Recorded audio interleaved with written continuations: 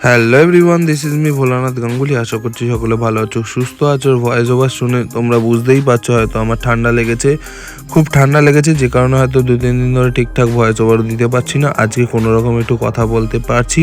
তো মেনলি ভিডিওটা তোমরা দেখতে পাচ্ছ, এখানে আমি বাইসেপের ওয়ার্কআউট করছি। এই ভিডিওটা বানানোর একটাই পারপাস, অনেক ভিডিও হয়তো তোমরা দেখো যেগুলোর মধ্যে হয়তো তোমাদেরকে বলা হয় যে এই রকম বাইসেপ ওয়ার্কআউট করলে বা এই ওয়ার্কআউটগুলো করলেই হয়তো তোমার বাইসেপ একদম ফুলফিল হয়ে যাবে। মানে তোমার যেটা টার্গেট বা 16 ইঞ্চির বাইসেপ বা রাউন্ডেড বাইসেপ বা তোমার বাইসেপ পিক, সব কিছু ওয়ার্কআউট তোমাদের সাজেস্ট করা হয়, যেগুলো করলে হয়তো তোমার সব কিছু হয়ে যাবে।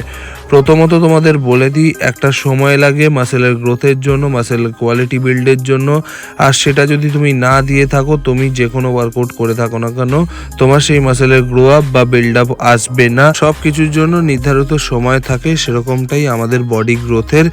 এজের সাথে সাথে তোমার একটা গ্রোথ পাবে, সেটার সাথে সাথে কিন্তু তোমাকে ওয়ার্কআউটটা কন্টিনিউ রাখতে হবে।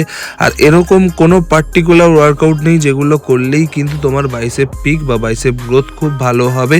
যে কোনো মাসেলের ক্ষেত্রেই সেটা হতে পারে, সব কিছুর ক্ষেত্রেই তোমাকে সময় দিতে হবে। তার সাথে সাথে তো মেনলি নিউট্রিশনটা ঠিক রাখতেই হবে। তার সাথে সাথে বলে রাখি, 5-6 রকম ওয়ার্কআউট করলেই যে তোমার মাসেলটা ঠিক তোমার টার্গেট ফিল আউট করবে, একদমই নয়। তুমি একটা ওয়ার্কআউট দিয়েও তোমার টার্গেটগুলো ফিল আউট করতে পারো, কেন ওয়ার্কআউটের মোশন একই থাকে, ভ্যারিয়েন্টটা শুধু হয়তো আলাদা থাকে।